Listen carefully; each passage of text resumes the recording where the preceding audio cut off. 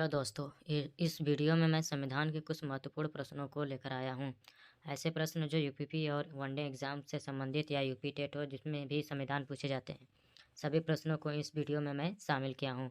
चलिए दोस्तों, वीडियो को शुरू करते हैं। और चैनल पर नए हैं तो चैनल को सब्सक्राइब जरूर कर लीजिएगा और बेल आइकन जरूर प्रेस कर लीजिए, जिससे कि हमारी आने वाली वीडियो आप तक जरूर पहुँचे।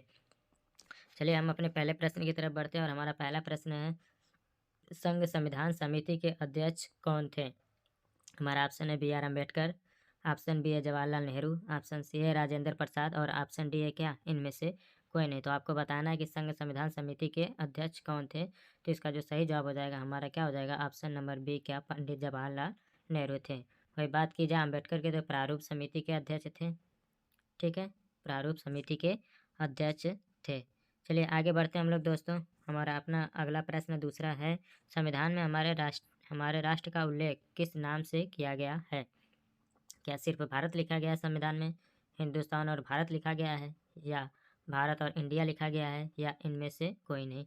तो इसका जो सही जवाब हो जाएगा, हमारे संविधान में भारत और इंडिया दो शब्द जोड़े गए हैं, उसमें हिंदुस्तान नहीं है। यानी कि इस हिसाब से हमारा तीसरा वाला ऑप्शन नंबर सी सही हो जाएगा, भारत और इंडिया। ठीक है, चलिए आगे की तरफ हम लोग बढ़ते हैं।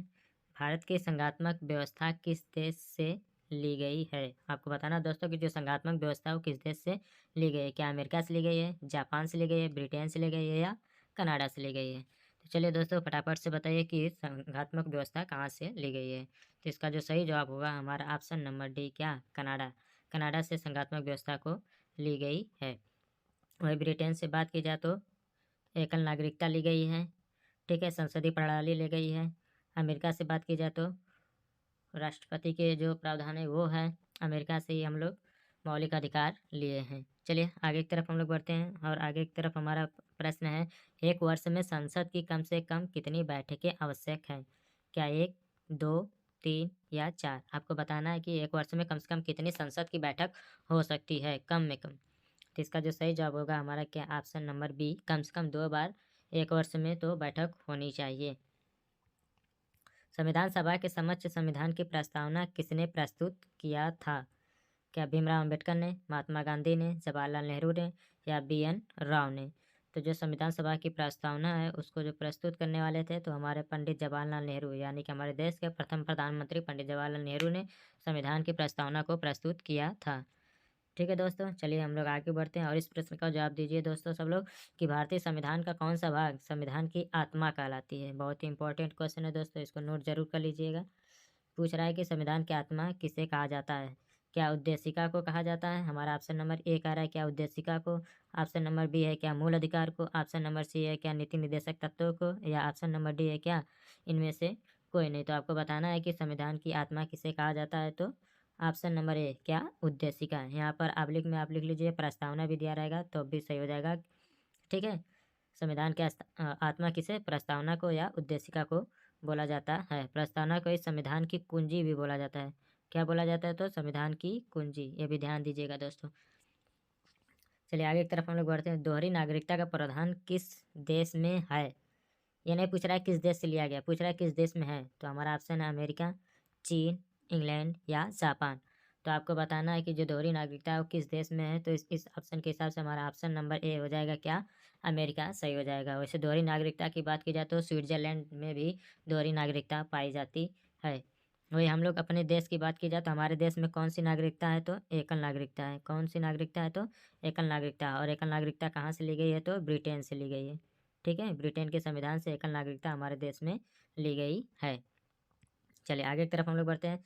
संविधान सभा के कानूनी सलाहकार कौन थे? क्या अम्बेडकर साहब थे, गांधी जी थे, नेहरू साहब थे, या B.N. राव थे? तो इसका जो सही जवाब होगा फटाफट से बताइए दोस्तों। क्या हमारा ऑप्शन नंबर ए सही होगा, कि बी सही होगा, या सी या डी?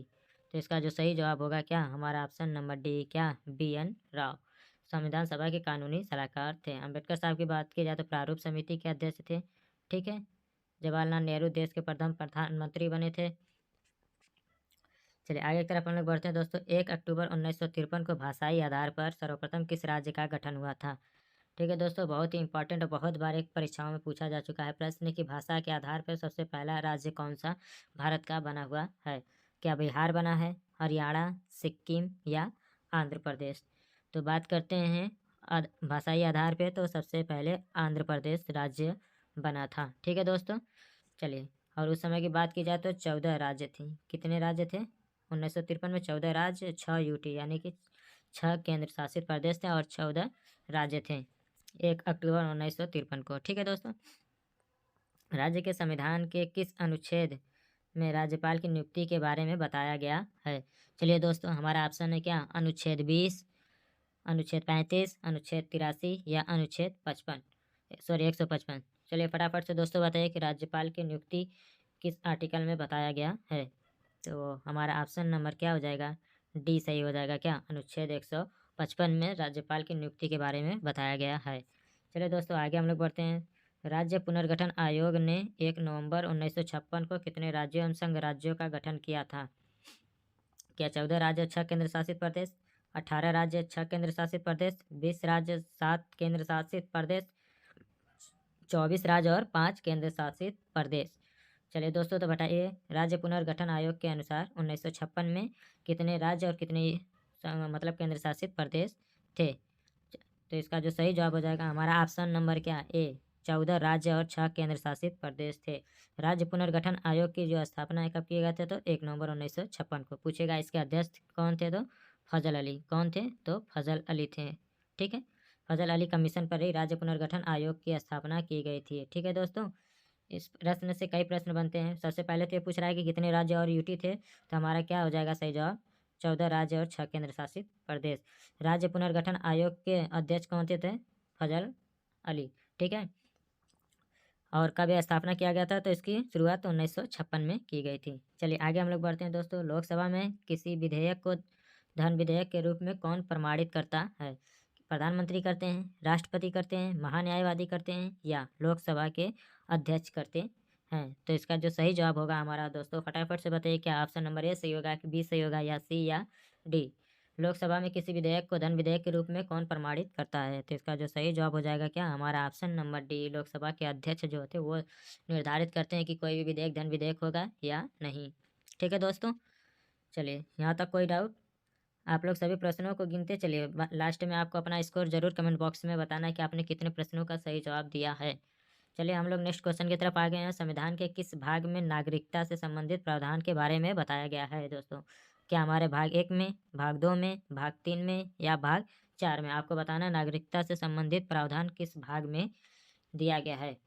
तो भाग 1 की बात की जाए तो राज्यों के बारे में बताया है।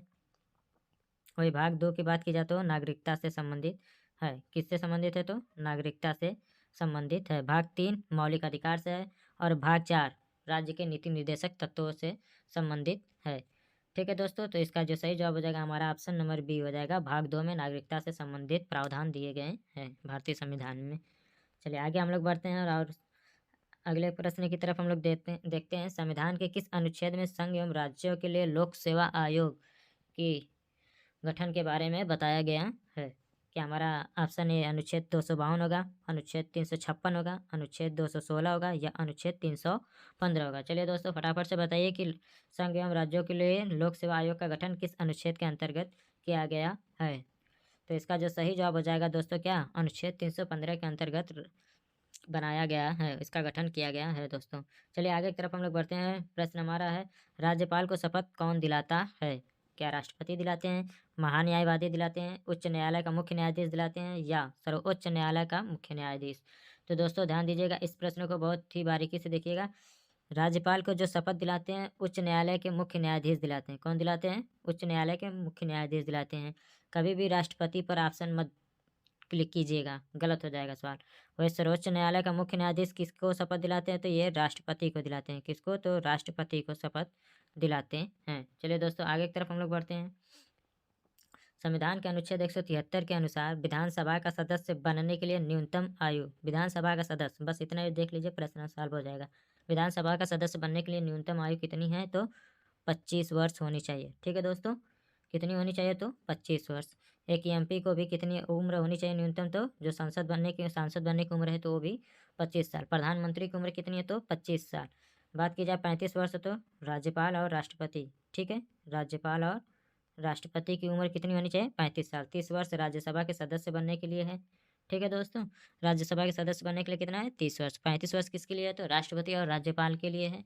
और 25 वर्ष राज्य के मुख्यमंत्री, देश के प्रधानमंत्री, राज्य के विधानसभा अध्यक्ष या विधानसभा के सदस्य और लोकसभा के सदस्य सभी 25 वर्ष में आएंगे। संविधान के किस अनुच्छेद में उच्च न्यायालय के गठन के बारे में बताया गया है? चलिए दोस्तों फटाफट से बताइए कि उच्च न्यायालय का गठन किस अनुच्छेद के अंदर किया गया है? क्या अनुच्छेद 252 में है, 356 में है, 216 में है या 123 में है? तो आपको बता दें दोस्तों कि जो उच्च न्यायालय के गठन की है वो आर्टिकल 216 में है। किसमें दोस्तों? तो इसकी जो जानकारी है 216 में हमें मिलती है। अनुच्छेद 123 की बात की जाए तो राष्ट्रपति के द्वारा अध्यादेश लाया जाता है और अनुच्छेद 356 की बात की जाए तो राष्ट्रीय आपातकाल से संबंधित है। चलिए संविधान के किस अनुच्छेद में भारत का निर्वाचन आयोग के गठन के बारे में बताया गया है? किस अनुच्छेद में निर्वाचन आयोग का गठन है? किस आर्टिकल में? क्या अनुच्छेद 324 में है, 352 में है, 51 में है या 115 में है? तो इसका जो सही जवाब हो जाएगा दोस्तों फटाफट से बताइए कि निर्वाचन आयोग का गठन किस अनुच्छेद के अंतर्गत हुआ है, किस आर्टिकल के अंतर्गत हुआ है? तो इसका जो सही जवाब हो जाएगा हमारा क्या? Option number 324। निर्वाचन आयोग गठन कब किया गया है दोस्तों? ये बताना है आप लोगों को। कब हुआ था? तो 1950 में। कब? तो 25 जनवरी। ठीक है, कब हुआ है? तो 25 जनवरी 1950 में हुआ था। इसीलिए क्या 25 जनवरी को हम मतदाता दिवस मनाते हैं। क्या मनाते हैं? तो मतदाता दिवस 25 जनवरी को मनाया जाता है। ये भी ध्यान दीजिएगा, पूछेगा प्रश्न कि मतदाता दिवस कब मनाया जाता है? तो 25 जनवरी को मनाया जाता है। चलिए आगे की तरफ हम लोग बढ़ते हैं। लोकसभा की कार्यवाही शुरू करने के लिए आपाक्षिक गणपूर्ति जिसे कोरम बोलते हैं क्या है? क्या 1/5 है, 1/10 है या 1/25वां है या 1/20वां भाग है? ठीक है दोस्तों, तो इसका जो सही जवाब होगा हमारा क्या? ऑप्शन नंबर बी क्या? 1/10वां भाग। चलिए आगे की तरफ हम लोग बढ़ते हैं। भारतीय संविधान में निहित मौलिक अधिकारों की अवधारणा किस देश के संविधान से ली गई है? पूछ रहा है कि मौलिक अधिकार किस देश से ली गई है? तो मौलिक अधिकार की बात की जाए तो अमेरिका से लिया गया है, यानी कि हमारा ऑप्शन नंबर क्या? ये सही हो जाएगा। बात करते हैं ब्रिटेन से, तो यहाँ से क्या लिया गया है? हमने बताया कि एकल नागरिकता लिया गया है, संसदीय प्रणाली लिया गया है। रूस से बात की जाए तो क्या लिया गया है? मूल कर्तव्य लिया गया है। क्या लिया गया है दोस्तों? तो मूल कर्तव्यों को कहाँ से लिया गया है? तो रूस से लिया गया है। चलिए दोस्तों आगे हम लोग बढ़ते हैं। संविधान के किस अनुच्छेद के अंतर्गत राज्य के राज्यपाल की नियुक्ति की जाती है? तो हमने बता दिया कि अनुच्छेद 155 के अंतर्गत राज्यपाल के नियुक्ति की जाती है राज्य में। संविधान में किस अनुच्छेद में राष्ट्रपति के निर्वाचन? चलिए क्या अनुच्छेद 54 में, अनुच्छेद 56 में है या अनुच्छेद 19 में है दोस्तों या अनुच्छेद 51 के अंतर है? तो इसका जो सही जवाब हो जाएगा हमारा ऑप्शन नंबर ए क्या? अनुच्छेद 54 के अंतर्गत संविधान सभा में राष्ट्रपति के निर्वाचन की प्रावधान है। ठीक है दोस्तों, चलिए आगे की तरफ हम लोग बढ़ते हैं। दोस्तों में राज्य के नीति निर्देशक तत्वों की संकल्पना किस देश से ली गई है? क्या जापान से ली गई है, आयरलैंड से ली गई है, अमेरिका से ली गई है या रूस से ली गई है? तो इसका जो सही जवाब होगा क्या? हमारा ऑप्शन नंबर ए हो जाएगा क्या? आयरलैंड से लिया गया है। चलिए दोस्तों आपको बताना है कि अमेरिका से क्या क्या लिया गया है, कमेंट बॉक्स में ज़रूर बताएं। और रूस से बात की जाए तो मौलिक कर्तव्य को रूस से लिया गया है। ठीक है दोस्तों, चलिए आगे की तरफ हम लोग बढ़ते हैं और आगे प्रश्न हम लोग देखते हैं। भारतीय संविधान के किस भाग में नागरिक के मौलिक अधिकारों का उल्लेख है? आपको बताना है कि किस भाग में दिया है नागरिकों का जो मौलिक अधिकार है वो किस भाग में दिया है? क्या भाग 1 में दिया है, भाग 2 में दिया है, भाग 3 में दिया है या भाग 4 में दिया है? चलिए दोस्तों इसका जवाब दीजिए। तो जो बात की जाए जो नागरिकों के मौलिक अधिकार से, तो उसको भाग 3 के अंतर्गत रखा गया है। किसमें रखा गया है? तो भाग 3 के अंतर्गत रखा गया है।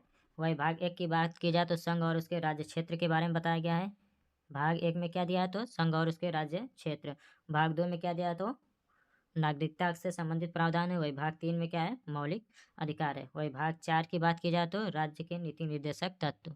ठीक है दोस्तों, चलिए आगे की तरफ हम लोग बढ़ते हैं। दोस्तों संविधान के किस अनुच्छेद में प्रधानमंत्री की नियुक्ति का प्रावधान दिया गया है? चलिए दोस्तों क्या हमारा अनुच्छेद 12 में दिया है, अनुच्छेद 79 में दिया है या अनुच्छेद 123 में दिया है या अनुच्छेद 75 में दिया है? तो चलिए दोस्तों आपको बताना है कि भारत के प्रधानमंत्री की नियुक्ति किस अनुच्छेद के अंतर्गत की जाती है? तो इसका जो सही जवाब हो जाएगा क्या? हमारा ऑप्शन नंबर क्या? डी सही हो जाएगा। 75, अनुच्छेद 75 के अंतर्गत किया जाता है। बात की जाए अनुच्छेद 123 की तो राष्ट्रपति द्वारा अध्यादेश जारी किया जाता है। तो किससे? आर्टिकल 123 के अंतर्गत किया जाता है। आपको बताना है कि अनुच्छेद 12 में क्या दिया है दोस्तों। ठीक है दोस्तों, चलिए आगे की तरफ हम लोग बढ़ते हैं। प्रश्न है, भारत के महान न्यायवादी की नियुक्ति कौन करता है? क्या प्रधानमंत्री करते हैं, राष्ट्रपति करते हैं, न्यायाधीश करते हैं या इनमें से कोई नहीं? तो जो भारत के महान न्यायवादी की नियुक्ति है वो भारत के राष्ट्रपति द्वारा किया जाता है। ठीक है दोस्तों, भारत के राष्ट्रपति द्वारा नियुक्ति किया जाता है। और ये पूछेगा भारत के राष्ट्रपति का निर्वाचन किस अनुच्छेद के अंतर्गत किया जाता है, आपको कमेंट बॉक्स में बताना है दोस्तों। संसदीय व्यवस्था में शून्यकाल किस देश की देन है? क्या रूस से लिया गया है, जापान से लिया गया है, भारत से लिया गया है या अमेरिका से लिया गया है? तो आपको बताना है दोस्तों, जो शून्यकाल है तो आपको मालूम ही है कि जो शून्यकाल की देन है वो भारत से ही लिया गया है। ठीक है दोस्तों, चलिए आगे की तरफ हम लोग बढ़ते हैं। किस संविधान संशोधन द्वारा दिल्ली को राष्ट्रीय राजधानी का दर्जा प्रदान किया गया है? 69वां संविधान संशोधन, 65वां संविधान संशोधन, 17वां संविधान संशोधन या 50वां संविधान संशोधन? तो आपको बताना है दिल्ली जो है राष्ट्रीय राजधानी का दर्जा किस अनुच्छेद के द्वारा दिया गया है? तो 69वां जो संविधान संशोधन है जो 1991 में हुआ था, ठीक है, उसके द्वारा दिल्ली को राष्ट्रीय राजधानी का दर्जा प्राप्त हुआ है। किसमें? तो 69वां संविधान संशोधन अधिनियम 1991। ठीक है दोस्तों।